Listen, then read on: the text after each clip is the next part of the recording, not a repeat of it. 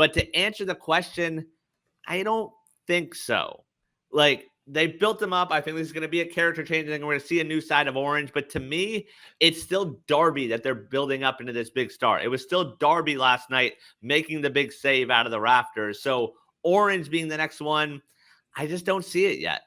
I can still see it. I mean, to me, it's clearly not going to happen at Full Gear. Like they're obviously very much still building towards something bigger with this new version of BCC, which it's a little detail, but I like that they don't have any merch or gear for this version of BCC because the plain white T-shirt. That's not it. Yeah, plain white, or I think it was black last night for Mox, but it's just a plain T-shirt, right? Like it's just a plain T-shirt. They're not selling any merch because, like, it would send a mixed signal. Sure. And again, I don't remember how they handled it with the NWO and the Outsiders, like back in the mid '90s. Like I was a kid and things weren't as readily available. Like you can just go to shop AEW or Pro Wrestling Tees now, right? Like it's easy to get wrestling gear where it wasn't as easy back in, in the late '90s. But it would send a mixed signal if you had like new BCC gear and they're going out there in T-shirts when they're trying to rip AEW apart. Like that would just send mixed signals. But that's just something in the story that I like. Well, I would even add to that in terms of little detail. Do they technically have a name? Like we call them the BCC, but is that who they are?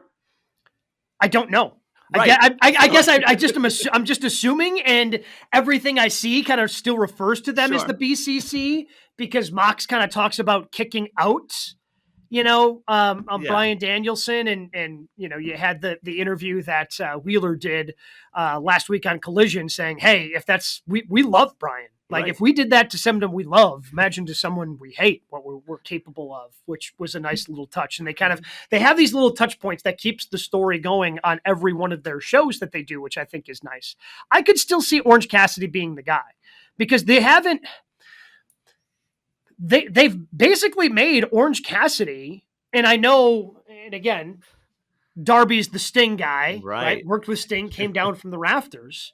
But Sting was the leader. If we're going to continue to make the NWO WCW comparison, like Sting was the guy, Sting was the leader, Sting was WCW, and Orange Cassidy, they've put him in this position of the leader of AEW. Like they continue to use that language of, hey, you have to be a leader, you have to step up. Hey, all these guys are young, I've got to be there for them. Like I could still see Orange Cassidy being the guy, eventually being the one to beat Jon Moxley. A, because he's done it before, and B, because that's kind of the story they're telling. Now, there's still more adversity that he is going to have to go through before it happens, but Darby is still very much on the periphery of this story to me.